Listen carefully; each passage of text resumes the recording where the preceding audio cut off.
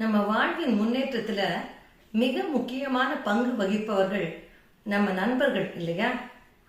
உண்மையான நட்பு எது? நண்பர்களோட எப்போதும் சிரிச்சு பேசி மகிழ்ச்சியா இருப்பதுதான் உண்மையான நட்பா? இதுக்கு திருவள்ளுவர் ஒரு திருக்குறளின் மூலம் மிக அழகாக பதிலளிக்கிறார். நகுதற் பொருட்டென்று நட்டல் மிகுதிக்கண் மேற்சென்று இடித்தல் பொருட்டு. நகுதற் பொருட்டென்று நட்டல் மிகுதிக்கண் மேற்சென்று இடித்தல் பொருட்டு. அதாவது நம்ம நண்பர்கள் ஏதாவது தவறு செய்யும் போது அதை அவங்களுக்கு சுட்டி காட்டி எடுத்துரைத்து அவங்கள நல்வழிப்படுத்த முயற்சி செய்பவர்கள் தான் உண்மையான நண்பர்கள்.